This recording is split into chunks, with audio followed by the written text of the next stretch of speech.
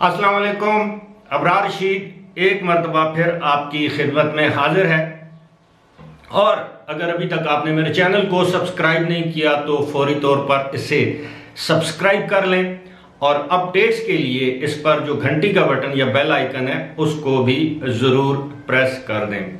मैंने आपके साथ एक वादा किया था कि पाकिस्तान और यूएई के दरमियान जो भी फ्लाइट्स की सूरत हाल होगी मैं आपको आगाह करता रहूँगा।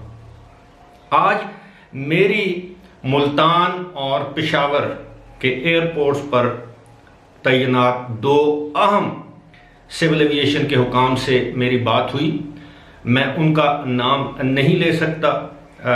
मैंने उनसे एक ही सवाल किया कि इस तरह मेरे इल्म में आया है कि कुछ फ़्लाइटें पेशावर से और कुछ मुल्तान से, बल्कि मुल्तान की फ़्लाइट का तो मैंने नाम भी लिया कि आज मुल्तान से एयर ब्लू की परवाज़ 810 यानी 810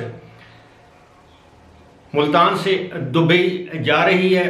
तो इसका मतलब तो ये है कि यूएई या दुबई के लिए जो फ़्लाइट्स पर पाबंदी है वो अब ख़त्म हो गई है।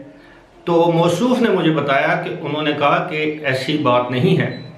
आम तौर पर होता ये है कि जब यूएई से किसी भी यूएई के शहर यानी अबू धाबी, शारजा या दुबई से फ़्लाइट्स आती हैं, एक तो ये है कि उन फ़्लाइट्स को उनकी फुल कैपेसिटी पर नहीं भरा जाता। यानी जहाज़ में अगर 200 मुसाफिर की गुंजाइश है तो 150-160 के करीब मुसाफिर सवार किए जाते हैं कोविड-19 के जो SOPs हैं, प्रोटोकॉल्स हैं, उनके हवाले से।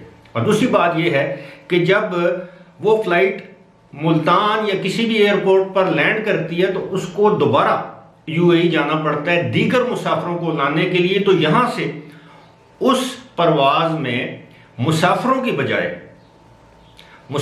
बजाय उस परवाज़ में फल, सब्जी वगैरह या कार्गो का जो दूसरा सामान है जो तजारती लोग कार्गो के ज़रिए यूएई भिजवाते रहते हैं, वो सामान ये फ़्लाइट्स लेकर जाती हैं।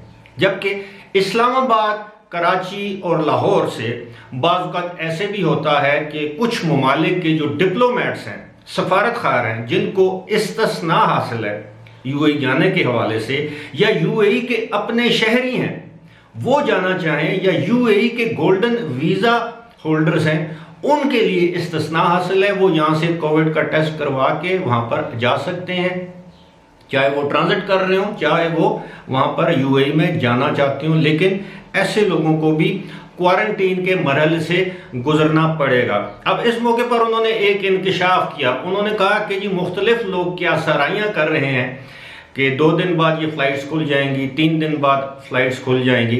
उन्होंने कहा कि दर हकीकत जो पाकिस्तान की सिविल एविएशन अथॉरिटी को यूएई के हुकाम की जानिब से, यूएई के सिविल एविएशन अथॉरिटी की जानिब से जो एक मरासला मौसूल हुआ है उसमें पाकिस्तान से यूएई जाने वाली पाबंदियों की जो मियाद है वो 30 मई रात 12 बजे तक है। यानी अगर पाबंदियां हटाई गई तो 30 मई रात 12 बजे तक ये पाबंदियां हटाई जाएंगी। लेकिन साथ ही साथ इन दोनों हजरात ने ये भी कहा कि पाकिस्तान में और भारत में सूरत हाल बेहतर नहीं हो जाती तो इन पाबंदियों में 15 जून तक तोसी कर दी जाएगी। अब मेरा उनसे सवाल था कि आप ठीक कहते हैं, आप यूएई की गवर्नमेंट को रिप्रेजेंट नहीं कर रहे, लेकिन सवाल तो बनता है कि फिर उसके बाद हम बड़ी ईद की तैयारियां शुरू हो जाएंगी। बड़ी ईद के मौके पर लोगों का पाकिस्तान आना या पाकिस्तान से बाहर जाना शुरू हो जाएगा, जो कि मेरे हिसाब से बड़ी ईद अब बनती है 2 महीने 10 दिन ऐड कर लें आप 14 में, तो वो मेरा ख्याल है जुलाई के आखिर में ही कहीं बनती होगी। अब इस हवाले से देखा जाए तो सूरत हाल काफ़ी गंभीर नज़र आती है। अब आप सोच रहे होंगे कि मैं क्यों गंभीर कह रहा हूँ। उसकी वजह यह है कि ये भी कहा जा रहा है कि खुदा न खास्ता पाकिस्तान और भारत में जुलाई और अगस्त के महीने में ये वबा एक मरतबा फिर सर उठाएगी अगर इस पर मौसर तौर पर काबू पाने की कोशिश ना की गई। हम सब जानते हैं कि इस वक्त भी हुकूमत पाकिस्तान कन्फ्यूजन का शिकार है, उसको समझ नहीं आ रही क्या करे, लॉकडाउन करे ना करे, बददिली से फैसले किए जा रहे हैं। कभी स्कूलों को खोल दिया जाता है, कभी स्कूलों को बंद कर दिया जाता है, कभी इम्तहानात को मुलतवी कर दिया जाता है, कभी कहा जाता है कि इम्तहानात फलां वक्त पर होंगे।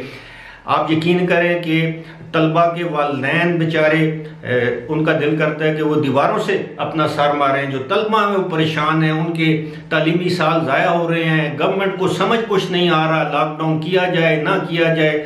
आए दिन ये बयान दिए जाते हैं जी अगर अवाम ने जिम्मेदारी का सबूत ना दिया तो पूरे मुल्क में लॉकडाउन कर दिया जाएगा। मेरे भाइयों, एक ही दफ़ा 10-15 दिन के लिए पूरे मुल्क को आप बंद कर दें, लोगों को आप बता दें जी कि सिर्फ खाने पीने की चीज़ों के अलावा कोई चीज़ दस्तयाब नहीं होगी, कोई गाड़ी नहीं चलेगी। डिलीवरी का दौर है, टेक अवे का दौर है, लेकिन ये, और मैं आपको ये भी बता दूं कि जो बड़े शहर हैं पाकिस्तान में इस वबा के फैलाव का जो बायस बन रहे हैं वो बड़े शहर के बड़े लोग हैं, जो बड़े बड़े रेस्टोरेंट्स में जाके खाना खाते हैं, बड़ी बड़ी मार्केट्स में जाते हैं, स्टोर्स में जाते हैं, होटलों में जाते हैं, टूरिस्ट पिकनिक स्पॉट्स पे जाते हैं, और जो बाहर से आते जाते हैं। अब हमारा जो गरीब मजदूर है वो तो अपनी मजदूरी के बायस बाहर जाता है और अपने घर वालों से मिलने के लिए पाकिस्तान आता है, उस पर तो आपने पाबंदियां लगा दी हैं, यूएई की गवर्नमेंट ने भी, और सबसे पहले तो आपने लगा दी थी। अब सिविल एविएशन के इन्हीं जराए ने बताया है कि जो लोग बाहर से वापस आना चाहते हैं उनके लिए हुकूमत ने पाबंदियों में कुछ नरमी की है।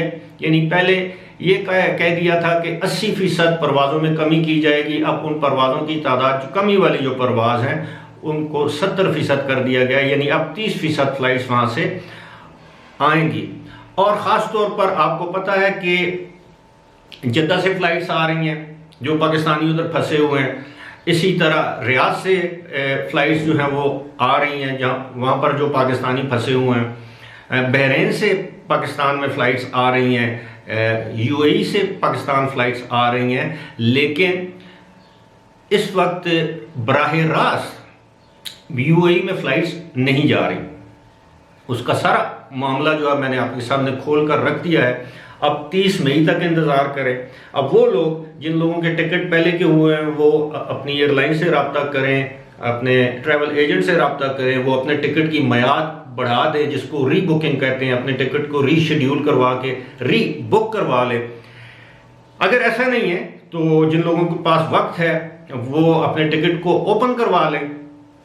इसी के साथ साथ वो लोग आईसीए के साथ रब्ते में रहें। आईसीए की जो वहाँ पे जो आइडेंटिफिकेशन अथॉरिटी है उनसे आप राब्ते में रहें, GDRFA से राब्ते में रहें, उनके लिंक पर जाकर देखते रहें आपके वीज़े का स्टेटस क्या है, क्या उसमें किसी तोसी का ऐलान किया जा रहा है कि नहीं किया जा रहा।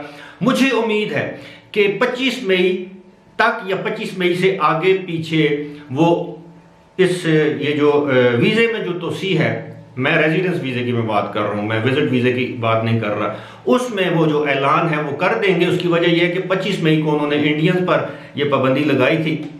अब जिन इंडियंस ने वापस आना था वो नहीं आ सके। अब दूसरी जानब कुछ लोग ये कहते हैं जी कि 20 तारीख से दुबई से बाहर का वीज़ा खुल गया। मेरे भाइयों, अगर वीज़ा खुल भी गया, इस पर भी मैं वीडियो करूँगा, तो आप पाकिस्तान से दुबई या यूएई जा ही नहीं सकते, तो उस वीज़े खुलने का क्या फ़ायदा। यानी जब टिकट खुले थे तो वीज़े बंद थे, अब अगर वीज़े खुल गए हैं अगर तो फ्लाइट्स बंद हैं। लिहाजा ये जो इस तरह की सुनी सुनाई बातों पर आप ध्यान ना दिया करें। मैं जो खबर अल्हम्दुलिल्लाह आपके सामने जो पेश करता हूँ वो काफ़ी रिसर्च करके, तहकीक करके, बहुत से ज़राए से तस्दीक करके आपकी खिदमत में वो खबर पेश करता हूँ। उम्मीद है कि हालात जल्द बेहतर होंगे, लेकिन बज़ाहिर मुझे ऐसा दिखाई नहीं देता। फ़िलहाल इसी के साथ मुझे दीजिए इजाज़त। खुदा हाफ़िज़।